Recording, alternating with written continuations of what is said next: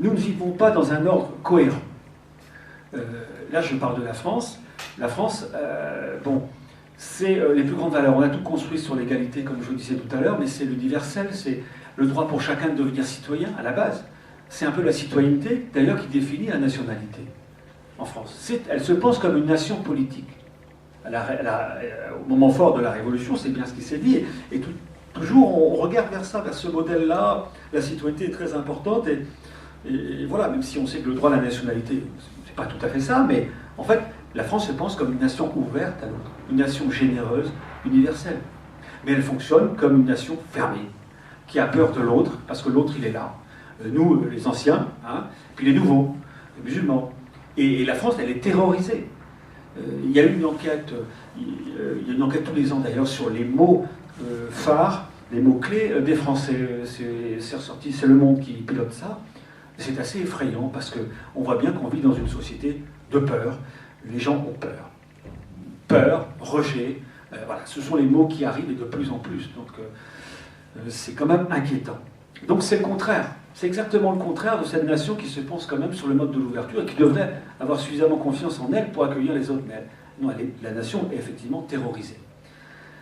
L'altérité, c'est-à-dire ce qui est autre, hein, doit disparaître en France parce qu'on a décrété que la nation était unique, qu'il y avait ce qu'on appelle une unicité, hein, du peuple français.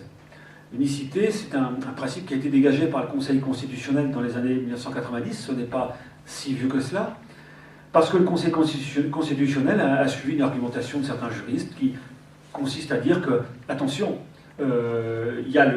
l'autre arrive ou revient, il faut faire attention, il faut être encore plus dur, il faut que le droit soit encore plus dur pour l'évacuer et pour le faire disparaître. Et donc l'unicité, c'est un seul peuple, une seule tête. Et donc tout ce qui déroge, voilà, nous en sommes là. Et ça a quelque chose de terrifiant, ce principe d'unicité, qui fait partie de la tradition constitutionnelle de la France. Donc il n'y a rien de plus élevé, hein, dans la hiérarchie des normes en France. Le principe d'unicité du peuple français, qui ne figure pas dans la Constitution, mais que le juge a dégagé comme principe. Si vous posez le principe d'unicité du peuple français, eh bien vous appelez la réalité humaine, la diversité humaine, à se conformer au droit, qui dit qu'il n'y a qu'un seul peuple, une seule tête. Voilà ce qui est effrayant. C'est-à-dire qu'on dit, le droit postule, il n'y a qu'un seul peuple. Ça veut dire qu'on demande à la réalité humaine de disparaître et de se fondre dans ce droit qui dit qu'il n'y a qu'une seule tête. Mais dans une démocratie normalement constituée, c'est le droit qui doit s'adapter aux hommes. Là, on demande aux hommes de s'adapter au droit qui dit qu'il n'y a qu'une seule tête, français, une seule langue, français et rien d'autre.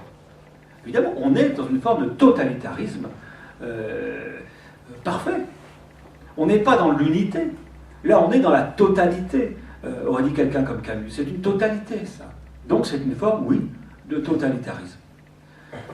Je parlais de la Loire-Atlantique, mais qu'est-ce qu'on fait en Loire-Atlantique? C'est pareil. On dit que les habitants de Loire-Atlantique sont des Ligériens, c'est dans la loi, parce que la loi dit que le département de Loire-Atlantique fait partie de la région des Pays de la Loire. Bon, on demande au peuple de devenir Ligérien. C'est ça que ça veut dire. Or, évidemment, ça ne veut rien dire. Et puis, surtout, il y a une réalité humaine, là. Alors, on trace un trait, on coupe la Bretagne en deux, on fait fi de 1000 ans d'histoire commune, d'appartenance, forte, plus ou moins forte, mais réelle, qui est là, de toute façon. On fait exactement comme les colonisateurs l'ont fait au congrès de Berlin en 1885, en disant en Afrique, il n'y a personne de civilisé. Il manque de civilité, ces gens-là. Donc on peut s'approprier leurs terres et se les approprier, à nous, puissance occidentale. Voilà ce qu'on a fait en traçant des traits comme ça, en Afrique. Et aujourd'hui, on en paye encore le prix. Pensons au Mali, actuellement. Ah oui, on est exactement dans cette problématique-là de frontières tracées n'importe comment par un colonisateur plutôt rapace. On a fait fi de cette réalité humaine en considérant qu'il manquait de civilité. Aujourd'hui encore, en l'an 2013, on fait fi de notre qualité d'homme breton de Loire-Atlantique en considérant que ça ne vaut rien. Voilà, donc c'est le même mécanisme dont j'insiste un peu, mais c'est important le rapport entre le droit et la réalité. Donc c'est vraiment profond ça, en France. Et puis il y a cette idée peut-être aussi que on a créé un tout, avec une diversité quand même qui est là, bien réelle, une diversité anthropologique majeure, culturelle, identitaire, mais on a créé un grand tout, la France. Et que c'est tellement merveilleux, tellement grandiose ce grand tout, que de toute façon ça en valait bien la disparition des partis.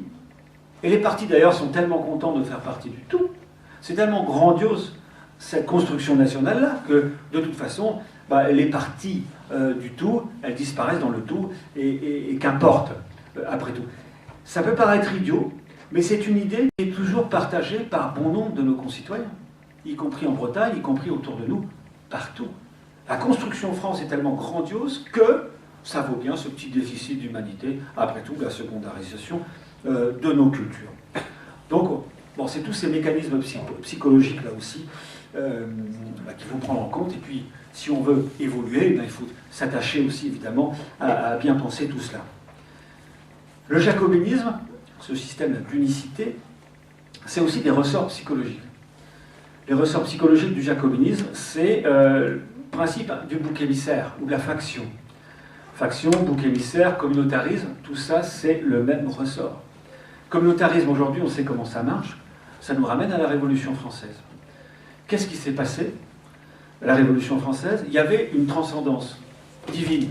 Et celle du roi, c'est la même transcendance divine, qui maintenait une unité quand même d'un ensemble. Assez disparate, avec des droits un peu particuliers, etc. Mais il y avait une unité, c'était cette transcendance divine. Bon, en tout cas, les gens y adhéraient. On peut le dire. Et du jour au lendemain de la Révolution, cette transcendance-là a disparu. Elle s'est affaissée. Et le peuple, tout d'un coup, a pris peur. Parce qu'il n'y a plus d'unité. Et l'unité, si vous ne pouvez pas la faire avec l'autre, à un moment donné, vous la faites contre l'autre. Et donc le peuple a pris peur à ce moment-là, et s'est lancé dans une course-poursuite éperdue, trouver une unité contre l'autre. L'autre, c'était la faction. Et c'est la faction, clergé, noble, etc., celui qui déroge par ses idées, qui doit disparaître, parce que s'il ne disparaît pas, c'est lui qui nous fera disparaître. Donc, voilà, c'est ce sentiment de peur, et je crois qu'aujourd'hui, dans la société française, on n'est toujours pas sorti de cette dynamique-là, qui consiste à construire l'unité contre l'autre. On est toujours dans la même démarche. Et aujourd'hui, c'est le communautarisme.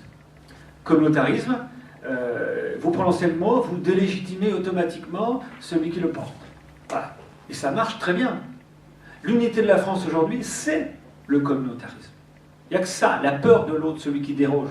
Parce que le droit dit qu'il n'existe pas.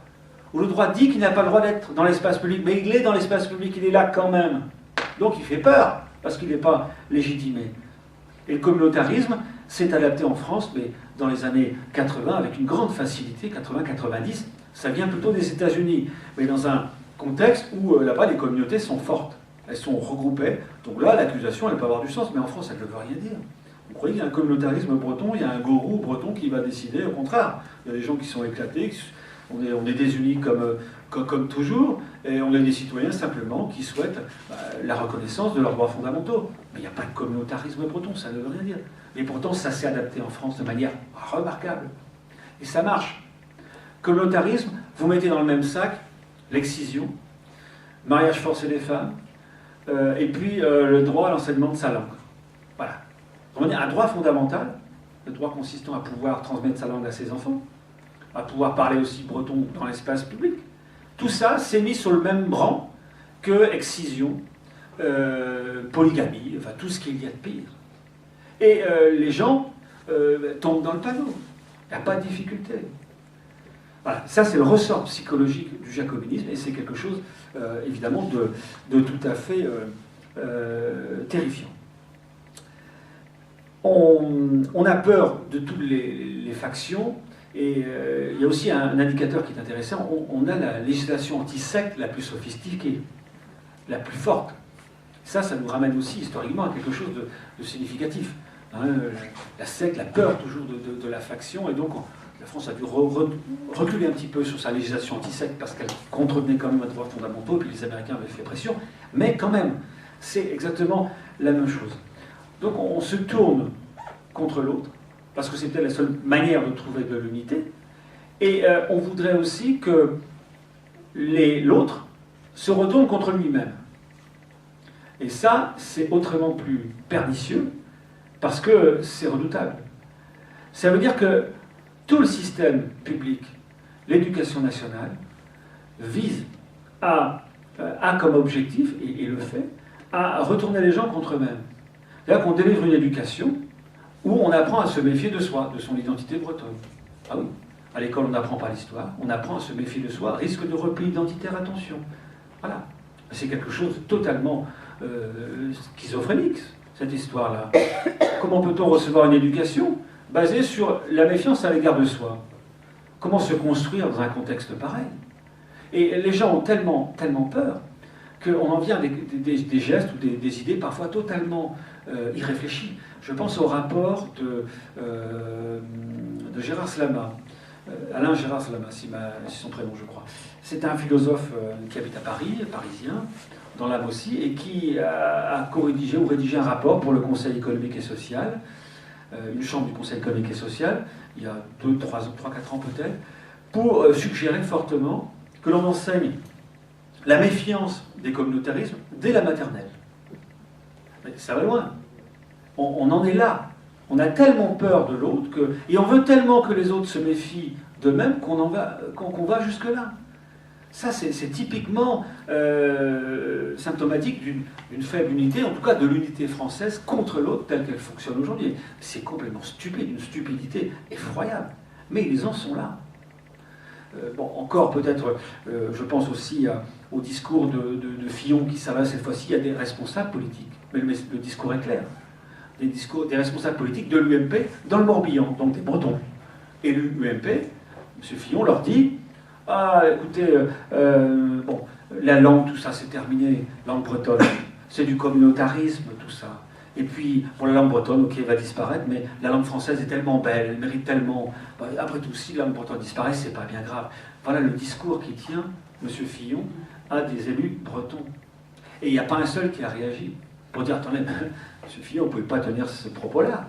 C'est pas possible. Ça ne marche plus, ça. Puis c'est contraire à tous les droits et libertés, etc., à toutes les conventions internationales. Vous ne pouvez pas tenir ce discours-là. » Mais personne ne le dit. Le discours, le message, il est clair, quand même, envoyé à ces élus-là. Voilà, on vous demande, vous, élus bretons, de vous tourner contre vous-même et de faire ce sale boulot, si vous voulez évidemment figurer sur les listes électorales au moment venu. Donc c'est tout le système, comme ça, juridico-politique, qui fonctionne comme ça, qui souhaite ardemment que nous nous construisions contre nous-mêmes, mais c'est antidémocratique et ça ne fonctionne plus comme ça.